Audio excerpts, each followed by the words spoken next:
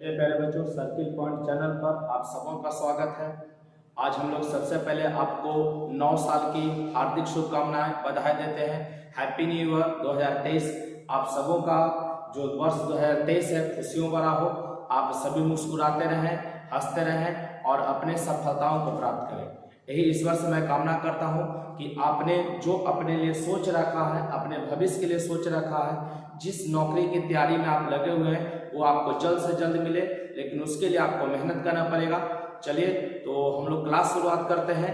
आज 9 वर्ष का हम लोग का पहला क्लास है, ध्यान दीजिएगा। और आज हम लोग 10 के डोज में ध्यान देंगे। 10 के डोज में 10 शानदार प्रश्नों का रिवीजन लेकर आए हैं, जो कि आपकी तैयारी में 4 चांद लगाने का काम करेगा। तो चलिए ध्यान देते हैं पहले प्रश्न की ओर। चलिए आज महत्वपूर्ण प्रश्न हम लोग पॉलिटी से कुछ महत्वपूर्ण प्रश्न लिए हैं पॉलिटी का, ध्यान दीजिएगा। पहला प्रश्न कहता है, राज्य के नीति निर्देशक तत्वों को भारतीय संविधान की अनोखी विशेषता किसने कहा? ध्यान दीजिएगा, राज्य के नीति निर्देशक तत्वों को भारतीय संविधान की अनोखी विशेषता किसने कहा? तो भीमराव अंबेडकर। ठीक। और राज्य का नीति निर्देशक तत्व आपसे पूछेगा किस भाग में है? तो भाग 4 में।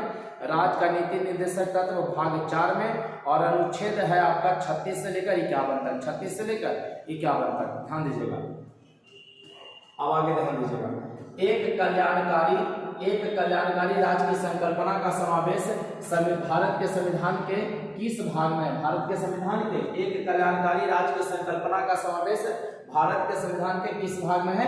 तो भाग 4 में। अभी बताए थे कि जो संकल्पना होगा राज्य का नीति निर्देशक तत्व है, ये संविधान के भाग 4 में है। भाग 4 में। राज्य के नीति निर्देशक तत्वों को संविधान में शामिल करने का मुख्य उद्देश्य क्या है?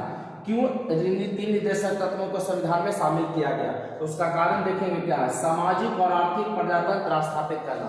राज्य के नीति निर्देशक तत्वों को जो संविधान में स्थापित ना किया गया है, उसका मुख्य उद्देश्य क्या था? सामाजिक और आर्थिक प्रजातंत्र स्थापित करना। किसने राज्य के नीति निर्देशक तत्वों को संविधान की आत्मा का? ध्यान दीजिएगा, नीति निर्देशक तत्वों को पूछेगा आत्मा किसने कहा? जी ऑस्टिन। आत्मा पर 3 प्रश्न आप याद रखेंगे। कहेगा कि प्रस्तावना को आत्मा किसने कहा? ठाकुरदास भार्गव। संविधान की प्रस्तावना को आत्मा किसने कहा? या आत्मा का संज्ञा किसने दिया था? ठाकुरदास भार्गव। नीति निर्देशक तत्व में बोलेगा तो जी ऑस्टिन। और किस अनुच्छेद को डॉक्टर भीमराव अम्बेडकर? ध्यान दीजिएगा, डॉक्टर भीमराव अम्बेडकर ने आत्मा का अनुच्छेद 32। अनुच्छेद 32 को डॉक्टर भीमराव अम्बेडकर ने संविधान की आत्मा कहा है। उम्मीद करते हैं कि आप समझ रहे होंगे। सामान्य न्याय और निःशुल्क विधिक सहायता, सबको सामान्य न्याय और निःशुल्क विधिक सहायता किस अनुच्छेद में है? अनुच्छेद 39 में। किस अनुच्छेद में? अनुच्छेद 39 में सामान्य न्याय और निःशुल्क विधिक सहायता अनुच्छेद 39 का में। 39 का में। फिर से बात देखिए, राज्य के नीति निर्देशक तत्वों को भारतीय संविधान की अनोखी विशेषता कौन कहे हैं? तो डॉक्टर भीमराव अम्बेडकर बोले हैं। राज्य का नीति निर्देशक तत्व संविधान के किस भाग में दिया गया? तो भाग 4 में है। और 36 से लेकर 51 तक में, अनुच्छेद 36 से 51 तक। राज्य के नीति निर्देशक तत्वों को संविधान में शामिल करने का मुख्य उद्देश्य क्या रहा? तो इसका मुख्य उद्देश्य सामाजिक और आर्थिक प्रजातंत्र को स्थापित करना है। किसने राज्य के नीति निर्देशक तत्वों को संविधान की आत्मा का दर्जा दिया है? तो जी ऑस्टिन ने कहा है। सामान्य न्याय और विधिक सहायता किस अनुच्छेद में है? अनुच्छेद 39 का में। तो बढ़ते हम लोग अगले प्रश्न के ओर। आप देख रहे हैं 10 का dose circle point YouTube channel पर। चलिए बच्चों, बढ़ते हम लोग आज के 6ठे सवाल पर। देखिए क्या क्या हुआ है। यह उद्योग के प्रबंधन में कर्मचारियों का भाग लेना। उद्योग के प्रबंधन में जो कर्मचारी भाग लेते हैं उसका चर्चा किस अनुच्छेद में है?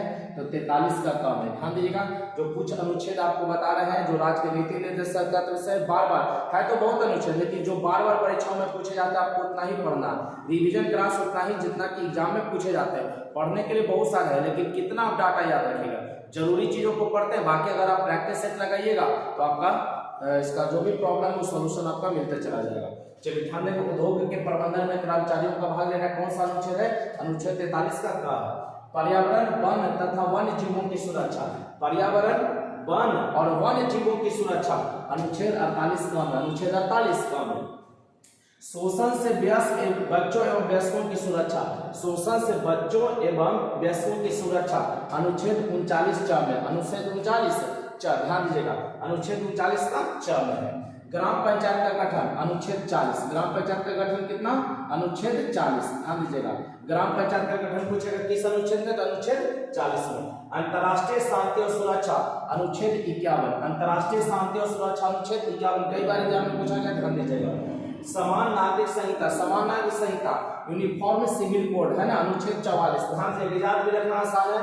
समान नागरिक संहिता तो देखेंगे दोनों तरफ समान है, 4-4 है ना, दोनों तरफ समान, तो 4-4 44, समान नागरिक संहिता कितना में, 44 में। कार्यपालिका का न्यायपालिका से बंटवारा या पृथक्करण, कार्यपालिका का न्यायपालिका से बंटवारा या पृथक्करण अनुच्छेद 50, अनुच्छेद 50, जैसे आपको 100 रुपया दिया गया है, बंटवारा करिएगा तो 50-50 में, 50-50 में बंटवारा होगा। किसी भी धनराशि को 2 बराबर हिस्सा में बांटेगा तो 50, तो बंटवारा कितना से ध्यान में रखिएगा, 50 से याद रखिएगा।